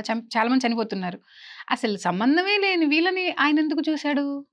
అదే ఆయనకి సొంత భార్య కంటే ఉంచుకున్న వాళ్ళంటే ప్రేమ ఎక్కువ. మరి ఉంచుకున్న వాళ్ళు కూడా కాదు, ఇల్లు ఎంచుకున్నోళ్ళు. ఆయన ఎంచుకుంటాడు కొంతమందిని. ఆయన్ని వీళ్ళు ఎంచుకున్నారు ఇలా సాక్ష్యాల్లోకి. ఆయనకి అంత స్వాతంత్రం ఏడుందిలేండి పాపం. ఇప్పుడు మతం మార్చేటప్పుడేమో మీరు బాప్తిజం తీసుకోకపోతే రోగాలు తగ్గవు, మీ ఇంట్లో వాళ్ళు కూడా మతం మారాలి, అప్పుడే యేసు దేవుడు లోపలికి వస్తాడు. ఇలా కండిషన్స్ పెట్టి రకరకాలుగా మీరు 7 వారాలు ఉపవాసం అన్నీ చెప్తారు కదా. మరి ఈ దొంగ సాక్ష్యాలు చెప్పేవాళ్ళకి అసలు ఏసు అంటే ఏంటో తెలియదు. వీళ్ళు ఎప్పుడు ఏసును మొక్కరో, ఆ నల్లట పుస్తకం ఎప్పుడు పట్టుకోరు, కానీ పనిగట్టుకుని ఏళ్ళ దగ్గరికి వచ్చి అద్భుతాలు చేసేస్తాడు. అంటే ఇక్కడ మీకు గొర్రెలకు అర్థం కావాల్సింది ఏంటి, అసలు ఏ ప్రార్థనలో చేయకపోయినా, ఏ రోజు మొక్కకపోయినా వాళ్ళకంత అద్భుతం చేసినోడు మిమ్మల్ని ఎందుకు పట్టించుకోవట్లేదు, మీ మీద ఎందుకు సవితి ప్రేమ? ఇది నిజమే అనుకుందాం కాసేపు, అనుకోండి. లాజిక్ ఏది? మిమ్మల్ని ఎందుకు పట్టించుకోడు? రోజు కన్నీటి ప్రార్థనలో మోకాళ్ళ ప్రార్థనలు చేస్తున్నారు, మోకాళ్ళు రిగిపోయేదాకా. అసలు తలుచుకోలేదు అప్పటిదాకా, అసలు తెలియదు. స్టార్టింగ్ లో ఆవిడేం చెప్పింది, మాకు ఖురాన్ తప్ప వేరే మతం వేరే దేవుడు తెలియదని చెప్పింది. తెలియదనింది. అది ఖురాన్లో యేసు ఉంటాడనే విషయం కూడా తెలియదు వీడికి. ఖురాన్ చదువుతామని చెప్పింది. ఖురాన్లో యేసు అల్లాని ముక్తా అంటాడు, అల్లా నీ దాసుని నేనని చెప్పి. ఆ, అప్పుడు అల్లానే రావాలి కదా, మరి రాలేకన ఆవిడకి. అసలు ఖురాన్లో జడ్జిమెంట్ డే కూడా ఉంటుంది వీళ్ళకి, బైబిల్లో ఉన్నట్లుగానే ఇంచుమించుగా అదే కాన్సెప్ట్ ఉంటుంది. అప్పుడు యేసు వస్తాడని చెప్పి ఖురాన్లో కూడా ఉంది. అంటే అల్లా దగ్గరికి జడ్జిమెంట్ తీసుకోవడానికి వస్తాడా? జడ్జిమెంట్ డే అంటే లోకానికి జడ్జిమెంట్ ఇవ్వడానికి వస్తారు వీళ్ళిద్దరూ, అల్లాను యేసు కలిసి. ఓహో. వచ్చినప్పుడు క్రైస్తవులందరినీ పిలుస్తాడు, పిలిచి అల్లా అడుగుతాడు, ఏంటి యేసు నువ్వు వీళ్ళకి దేవుడిని అని చెప్పుకున్నావు అని అడుగుతాడు. ఓ ప్రభు మీకు తెలీదా, నేను మిమ్మల్ని మోసం చేయగలనా, నేను ఎప్పుడు చెప్పుకోలేదు, వీళ్ళు ఎలా తయారయ్యారు అని చెప్పి యేసు అల్లాకి దండం పెడతాడంట. అందులో ఉందా ఇది? ఖురాన్లో ఉంది. చూసిన దేవుడు హాగరు దగ్గరికి దేవదూతని పంపించి నీటి బుగ్గల్ని ఉబికించాడు. ఆ, చూసిన దేవుడు మా దగ్గరికి ఒక డాక్టర్ని అక్కడికి నడిపించాడండి. దేవునికి మహిమ కలుగును గాక. హల్లెలూయా. ఆహా. ఎవరో డాక్టరో డాక్టర్కి ఏదో జాలి కలిగి వచ్చాడేమో అని అనుకుంటే ఈవిడ దాన్ని ఏసీ లిస్టులో వేసేసిందా? వీళ్ళు చెప్పేదాన్ని బట్టి మనం అక్కడ ఏం జరిగి ఉంటుందని ఊహించుకోవాలన్నమాట. ఇది చిన్న పేగుపోత, చిన్న అల్సర్ ప్రాబ్లం ఏదో అయింది, హాస్పిటల్ తీసుకుపోయారు. ఇది డైరెక్ట్గా వెళ్ళడం గాంధీకి వెళ్ళి ఉంటుంది. ఇప్పుడు ఈ ఉస్మానియా, నిమ్స్ ఇవన్నీ కాదు, తీసుకుపోండి ఇవన్నీ కూడా డ్రామాలే. డైరెక్ట్గా గాంధీకి వెళ్తే అక్కడ ఏదో చిన్న ధర్నా లాంటిది ఏదో జరుగుతుంది, కాసేపు వెయిట్ చేశారు వీళ్ళు. సరే వీళ్ళు ఏదో ఆడపిల్లలో స్త్రీ ఏడుస్తుందని చెప్పి ఎవరో డాక్టర్ వచ్చి ఏందో చూద్దామని వచ్చి ఉంటాడు. దీనికి ముందు ఎలివేషన్ సీన్ అంతా క్రియేట్ చేసుకుంది. ఇక అసలు నాకు ఇదంతా కూడా రాంగ్, అంటే అబద్ధం, అసలు అది జరగలేదని నా ఫీలింగ్ అండి. గాంధీకి వెళ్ళటం అయితే అయ్యి ఉండొచ్చు, కడుపులో నొప్పి వచ్చి చిన్న ఉండొచ్చు. కడుపులో నొప్పి, కడుపు పోత. కడుపు సూర్యాపేటలో చూడరా అండి? ఏమో మరి సూర్యాపేట ఎందుకు అంత పగబట్టిందో తెలియదు. అంతమందిలో ఏడుస్తుంటే ఒక డాక్టర్ వచ్చాడు, మా దగ్గరికి నడిపించాడండి ఓ దేవుడు ఒక డాక్టర్ని. ఒక డాక్టర్ వచ్చేసి అక్కడ కూడా మా మమ్మీ దగ్గర ఏమన్నాడంటే, అమ్మా మీరు వెళ్ళిపోండి అమ్మా, ఎందుకు ఏడుస్తున్నారు? ఏమో అందరికి ఒకే డైలాగ్ పెడతారు, ఏంటి డైలాగ్ మార్చండి అసలు. స్క్రిప్ట్ రాసినప్పుడు కనీసం మినిమం చూసుకోవాలి కదా. కన్నయ్య గారు ఫ్రస్ట్రేట్ అవుతున్నారు. ఈసారి ఎవరైనా సాక్ష్యాలు చెప్పేటప్పుడు కొత్తగా ట్రై చేయండి అయ్యా. స్క్రిప్ట్ రాసినప్పుడు నాకు ఫోన్ చేయండి, ఆయన ఇస్తారు సలహాలు. చిట్కాలు ఇస్తాను. ఇక్కడ ఎవరు పట్టించుకోరంటే, లేదు సార్ నేను ఎక్కడికి వెళ్ళను అని మా మమ్మీ ఏడుస్తుంటే డాక్టర్ మా మమ్మీని చూశాడు, అంబులెన్స్లోకి వచ్చి నన్ను చూశాడు. డాక్టర్ మనసు మారిపోయింది. వెంటనే మా అమ్మతో అన్న మాట ఏంటో తెలుసా, అమ్మా ఈ కేసు నేను తీసుకుంటాను, నువ్వు వెళ్ళి కేసు షీట్ తీసుకురా, దేవునికి స్తోత్రము కలుగును గాక. హల్లెలూయా. వెంటనే మా మమ్మీ వెళ్ళి కేసు షీట్ తీసుకొచ్చింది. ఆ డాక్టర్ నా కేసుని తీసుకున్నాడు. చెప్పాడు ఆ డాక్టర్ కూడా, ఉన్న రిపోర్ట్స్ అన్ని చెక్ చేశాడు. రిపోర్ట్స్ ఎవరు తీశారు, ఎప్పుడు వచ్చినాయి, ఎవరు రిపోర్ట్స్ తీసుకెళ్ళిపోండి అంటున్నాను. అమ్మా ఈ అమ్మాయికి ఆపరేషన్ చేస్తాను.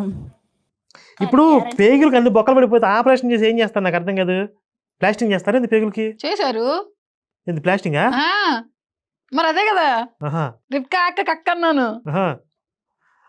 ఎప్పుడు చనిపోయినా నాకు సంబంధం లేదు. ఆపరేషన్ థియేటర్లో నేను తీసుకెళ్ళి నేను ఆపరేషన్ చేయడానికి పడుకోబెట్టినప్పుడే చనిపోవచ్చు, స్టార్టింగ్ చేసినప్పుడే చనిపోవచ్చు, నాకైతే సంబంధం లేదంటే మా అమ్మ మా బ్రదర్స్ సంతకాలు పెట్టేశారండి. అసలు ఒక 2 గంటల సోది సింపుల్గా కడుపు నొప్పి వచ్చింది, హాస్పిటల్కి వెళ్ళింది అంతే. ఇది 2 నిమిషాలు కూడా పట్టదు మామూలుగా అయితే. 2 గంటలు చెప్పిందంటే ఈ సోదిని ఆ గొర్రెలు అక్కడ కూర్చుని అంత శ్రద్ధగా అంత ఇంట్రెస్ట్గా వింటున్నాయి అంటే ఇక వాళ్ళ దరిద్రం ఏంటో మీరు అర్థం చేసుకోండి. ఇక మీరు ఇందాక పద్యం చెప్పారు కదా, అది వీళ్ళకి వస్తుంది కదా. అదే కోతి బట్టి తెచ్చి కొత్త పుటము గట్టి కొండముచ్చులెల్లా కొలిచినట్టు దీన్ని పట్టుకొచ్చారు. మళ్ళీ ఆవిడకి డేట్స్ ఖాళీ లేవు, ఆ, గుంటూరు కాకినాడ అవన్నీ తిరుగుతూ ఉంది. అదే. ఇప్పుడు ఈ 2 గంటల సోదిలో అసలు పనికొచ్చే కంటెంట్ ఒక నీతి, ఒక ధర్మం, ఏమైనా పనికొచ్చేది ఏమైనా ఉందా? ఒక మానవ సంబంధాలకు సంబంధించి ఏదన్నా ఒక సబ్జెక్ట్ కానీ ఏముండదు.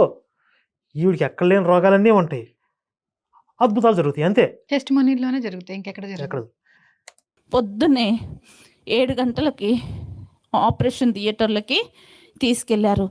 పొద్దున 7 గంటలైంది. ఇందాక ఏం చెప్పిందంటే ఎండాకాలము బాగా ఎండగా ఉంది, అందరూ స్ట్రైక్లో కూర్చున్నారు అనింది. 7 గంటలకి ఈ లోపలనే స్ట్రైక్ చేస్తారు వీళ్ళు. డాక్టర్లు వచ్చేసి పొద్దున్నే తెల్లవారుజాము 4 గంటలకే. కంటిన్యూటీ లేదు స్క్రిప్ట్లో. 7 గంటలు ఏంటి? ఆపరేషన్ ఒక్క డాక్టర్ చేయగలడా అండి? ఒక నర్స్ లేకుండా, వార్డ్ బాయ్ లేకుండా, ఆయమ్మ లేకుండా, ఇంకా ఇతరుల డాక్టర్ లేకుండా, అనెస్థిన్ డాక్టర్ లేకుండా ఒక్క డాక్టర్ చేయగలడా ఆపరేషన్?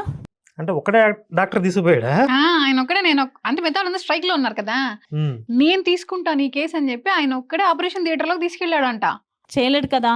కానీ ధైర్యంతో ఒక్క డాక్టర్ వచ్చి నా కేసు తీసుకున్నాడు.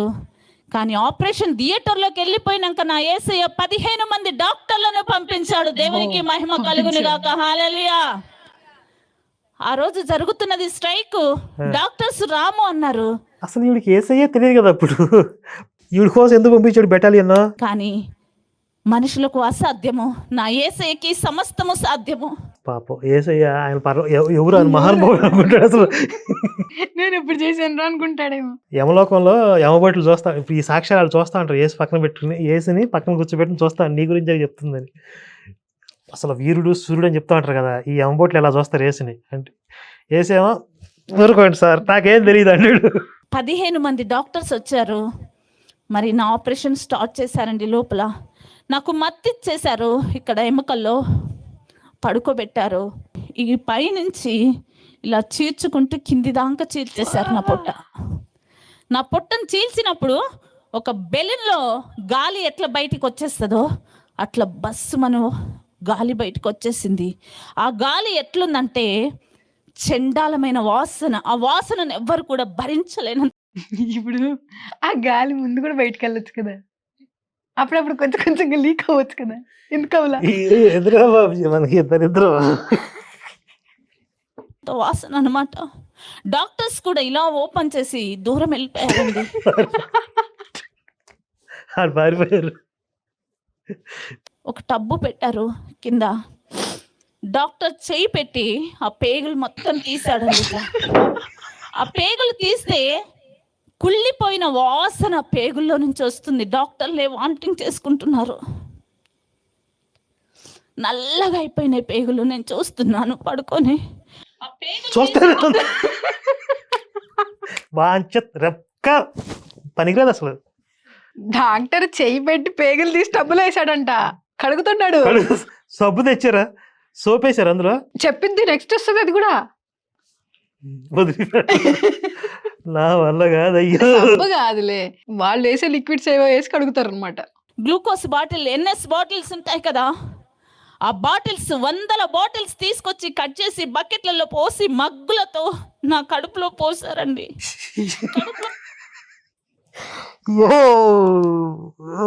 కాదు, ఆవిడ కడుపులో ఇంకేం ఉండవు అనుకుంటుంది, పేగులు తప్ప. పేగులు తీసి డబ్బులు వేసి లోపలంతా ఖాళీ కదా. పాత బట్టలు మేము వాషింగ్ మిషన్ వేసినట్టు కడుపులో పోసి కడుగుతున్నారు. ప్రతి పార్ట్ పనికి రాకుండా పోయిందండి. నాకు తెలిసి నా కడుపులో కంపల్సరీ క్రిములు ఏర్పడి ఉంటాయి. అంత దుర్వాసన పట్టి. అంటే అక్కడ ఉన్న వాళ్ళకి ఎవరికి అనిపించదా? అంటే ఒక్కడొక్కడు చిప్పు లేదు అసలు. ఈ గొర్రెలు అయిపోతే నిజంగా గొర్రెలు అయిపోతారు వీళ్ళు. మనం ఏదో కామెడీ అనుకుంటున్నా, నిజంగానే గొర్రెలు. నీకు జాలేస్తున్నాను చూస్తుంటే. ఇందాక ఒక వీడియో చూసానండి నేను. ఒక ఆవిడ గొర్రెల దగ్గరికి వెళ్ళిద్ది, అంటే మామూలు గొర్రెల దగ్గరికి. పార్వతి ఆవిడ. పార్వతి గారిదేనా? ఆ, వెళ్ళి ఏంటమ్మా వెళ్ళావా, చర్చికి వెళ్ళావా, దశంభాగం ఇచ్చావా? ఆవిడ పార్వతి గారు అని చెప్పి వీడియోలు చేస్తున్నారు. మన అభిమాని ఆవిడ కూడా. ఎంతసేపు కడిగారో తెలుసా అండి? వందల బాటిల్స్ కట్ చేసి బకెట్ల నీళ్లు పోసి కడిగారండి. కడిగి ఆ పేగుల్ని కడిగి ఇప్పుడు ఆ పేగుల్లో ఈవిడికి వెళ్ళకుండా మిగిలిపోయిన యూరిన్ మలం అన్నీ ఉంటాయి కదా, అవన్నీ వాళ్ళు కడుగుతున్నారా? మా డాక్టర్లు చేసేది అదే కదా. 100 బాటిల్స్ కట్ చేసి వాటితోటి మగ్గులతో పోస్తున్నారు నీళ్లు. ఆ. ఇవన్నీ ఏమనుకున్నారు? ఈవిడ చూస్తుంది. ఈవిడ బాగా కడగండి అంటుంది. పనికిరాని పేగులన్నీ కట్ చేసేసి ఉష్. మళ్ళీ పేగులు జాయింట్ చేసి ఆ. ప్రతి పాట్ని క్లియర్ చేసి లోపల పెట్టి కుట్లేసి ఈ కడుపులో కుడి వైపున ఎడం వైపున రంధ్రాలు పెట్టేసి పెద్ద పెద్దవి మన గ్యాస్ సిలిండర్ పైప్స్ ఉంటాయి కదా, అలాంటి పైప్స్ పెట్టేశారు. కింద బాటిల్స్ పెట్టేశారు. 5-6 లీటర్ల బాటిల్స్ ఉంటాయి, ఇంత బాటిల్స్. ఆ బాటిల్స్ పెట్టేశారు ఆ పైపులలోకి. మరి ముక్కులో నుంచి ఒక పైప్ వేశారు, నోట్లో నుంచి ఒక పైప్ వేశారు. ఈ జాలు ఆపు ఇక. ఎక్కడెక్కడ పెట్టారు అని చెప్పింది. అన్నీ చెప్పిందా? ప్రతి దానికి ఒక పైప్ వేసేసారు. యూరిన్ దగ్గర పైపు, మోషన్ దగ్గర పైపు. నా ఆపరేషన్ పూర్తయిపోయిందండి.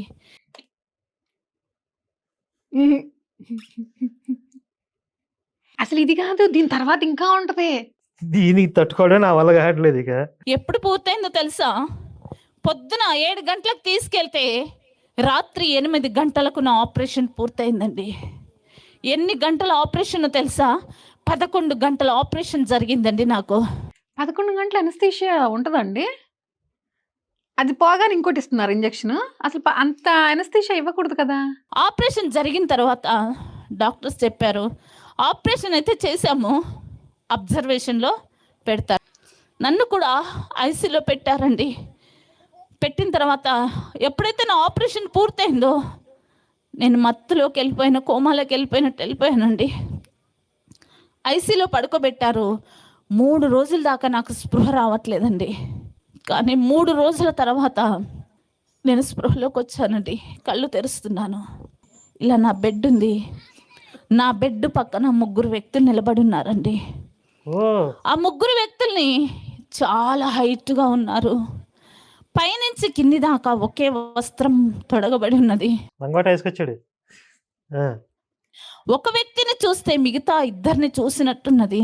వారి కళ్ళను నేను చూడలేకపోయానండి, వారి ముఖాన్ని నేను చూడలేకపోయాను. కానీ వాళ్లకున్న ఆ హెయిర్, ఆ జుట్టు ఉంటుంది కదా అండి, ఆ జుట్టులో నుంచి వచ్చే వెలుగుని నేను చూడలేకపోయానండి.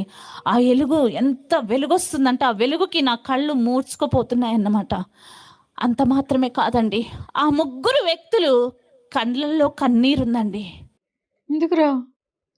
తండ్రి కుమార పరిశుద్ధాత్మలా వీళ్ళు 3? ఏమో, అదే కదా చెప్తుంది. అంతేనా? ఒకళ్ళని చూస్తే మిగతా 2ని చూసినట్టుంది అంటే వాళ్ళు 3 వాళ్ళేనా? ఉమ్. ఓహో, బాగా కనిపెట్టారండి. నా కోసం ఎందుకు కన్నీరు కారుస్తున్నారు? చూస్తే అవును, నిజమే. ఎందుకు కారుస్తున్నారు? వాళ్ళకేం పని ఇడుతూ?